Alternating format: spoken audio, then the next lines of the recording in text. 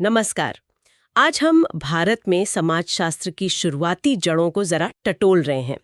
Europe में तो ये विषय पहले आ गया था, लेकिन भारत में इसकी औपचारिक शुरुआत हुई 1919 में बॉम्बे विश्वविद्यालय से, करीब 100 साल बाद।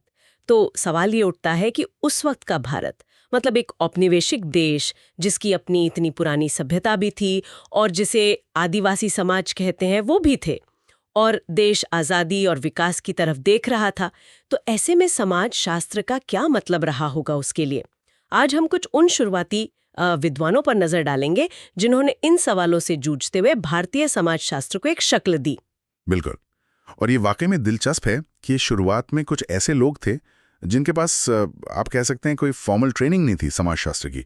जैसे एल.के. अनंत कृष्णा अय्यर, वो पहले क्लर्क थे, या फिर शरद चंद्र रॉय जो वकील थे। अच्छा, बिना औपचारिक तालीम के। हाँ, उन्हें मानव विज्ञान मतलब एंथ्रोपोलॉजी में बहुत महत्वपूर्ण काम किया। अय्यर ने कोचीन और मैसूर राज्यों में निर्वंश विज्ञान सर्वेक्षण किए, लोगों के रीति रिवाजों का अध्ययन। और रॉय ने छोटा नागपुर, जो आज का झारखंड है, वहाँ के आदिवासी समुदायों पर बहुत गहरा अध्ययन किया। उन्होंने मैन इन इंडिया नाम का एक जर्नल भी शुरू किया जो बहुत अहम था। तो मतलब जमीनी काम पहले ही शुरू हो गया था, संस्थाएं बनने से भी पहले। हाँ, एक तरह से। लेकिन फिर वो लोग आए जिन्होंने संस्थानों की नींव रखी। इसमें शायद जीएस घुरिये का नाम सबसे पहले लेना होगा। जी हाँ, बिल्कुल, जीएस घुरिये। बॉम्बे विश्वविद्यालय में भारत का जो पहला समाजशास्त्र विभाग बना, वो उसके प्रमुख थे और काफी लंबे समय तक रहे। उन्होंने शिक्षण और अनुसंधान दोनों को जोड़ा। और एक और खास बात, उन्होंने सामाजिक मानवशास्त्र और समाजशास्त्र को मिला दिया। अच्छा।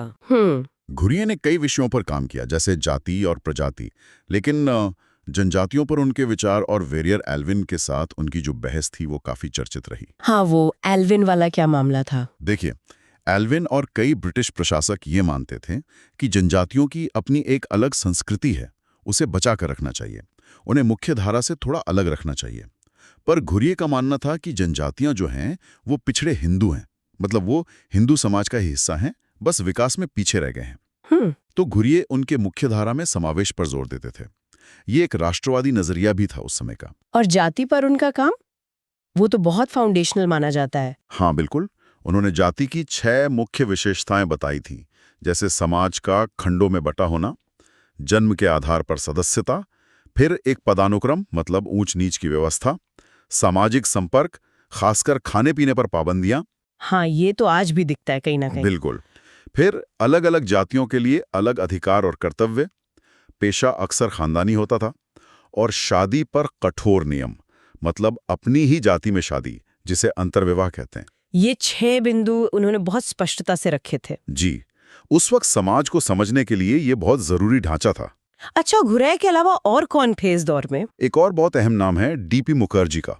लखनऊ विश्वविद्यालय में थे वो, पहले इतिहास और अर्थशास्त्र में थे, फिर समाजशास्त्र की तरफ आए। उनका मानना था कि भारत की जो सामाजिक व्यवस्था है वो पश्चिम से भी ज्यादा मतलब अति विकसित है। अति विकसित? ये तो दिलचस्प बात है। हाँ, मतलब बहुत जटिल और गहरी है। और उनका सबसे मशहूर विचार है जीवंत परंपरा का। जीवंत परंपरा, इसका क्या मतलब था? उनका कहना था कि भारतीय समाजशास्त्रियों को पश्चिम की नकल नहीं करनी चाहिए, उन्हें भारत की अपनी जीवंत परंपराओं में जड़ें जमानी चाहिए।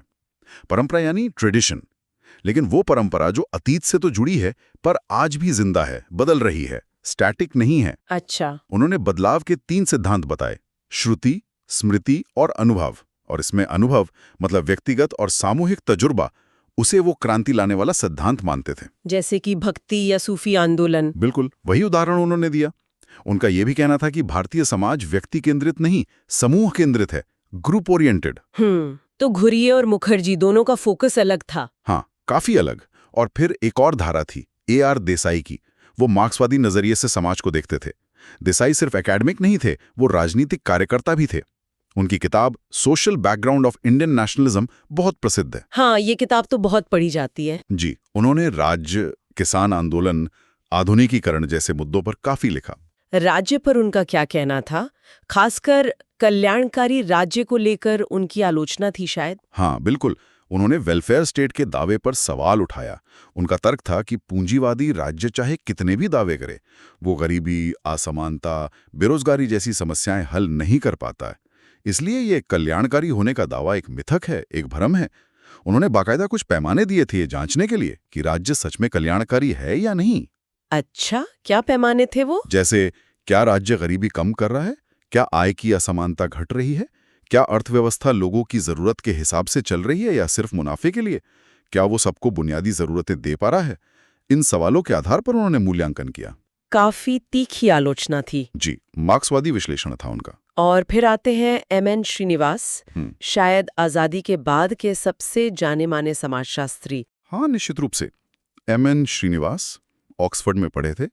उनकी किताब थी religion and society among the Coorgs of south India. इससे उन्हें अंतर्राष्ट्रीय पहचान मिली। उन्होंने बड़ौदा और फिर दिल्ली स्कूल ऑफ इकोनॉमिक्स में समाजशास्त्र विभागों को स्थापित करने में बहुत अहम भूमिका निभाई। और श्रीनिवास का नाम आते ही गांव का जिक्र आता है। बिल्कुल।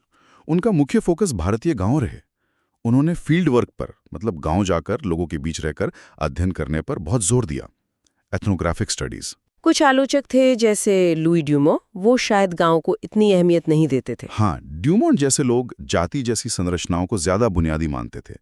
लेकिन श्रीनिवास ने गांव को एक महत्वपूर्ण सामाजिक इकाई के रूप में स्थापित किया। उन्होंने इस विचार को भी चुनौती दी कि भारतीय गांव हमेशा से आत्मनिर्भर, अपरिवर्तनीय, छोटे गणराज्य थे।